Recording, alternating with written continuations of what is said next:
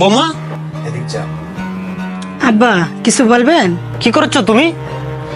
না আব্বা কিছু না। আজ শুক্রবার, নামাজ পড়েছো? না আব্বা পড়িনি। তোমার চলাফেরা কিন্তু আমার কাছে মোটেও ভালো লাগতেছে না। দেখো মা, তোমার বাড়িতে শ্বশুর শাশুড়ি আছে, দেবর আছে, ভাই আছে, এভাবে তোমার চলাফেরাটা কিন্তু মোটেও ঠিক না। আব্বা এখন তো মডেলিং এর যুগ, আর এটা সাধারণ বিষয়। তোমার কাছে এটা কিছু না হইতে পারে, কিন্তু আমার কাছে অনেক কিছু। তুমি এই বাড়ির বউ। আমার বাড়ির কোনো মেয়ে এভাবে কখনো বেপরোয়াভাবে চলাফেরা করে না। আর তুমি তো আমার বাড়ির বউ, তোমার চলাফেরাটা থাকবে অন্যরকম। সবসময় মাথার মাথায় কাপড় দিয়ে চলাফেরা করবা। তা না হলে কিন্তু এই কথাটা আমি সোহেলকে বলতে বাধ্য হব। আর সোহেলকে বললে এই কথাটা খুব খারাপ হবে, এটা তুমি খুব ভালো করেই জানো। আব্বা আপনার ছেলের কিছু বললেন না, এখন থেকে আপনি যেভাবে বলবেন আমি সেভাবে চলাফেরা করব। এবারের মতো আমারে মাফ করে দেন। আমি আর কোনো সময় আপনাদের কথার অবাধ্য হব না। আপনারা যেভাবে বলবেন আমি সেইভাবেই চলবো।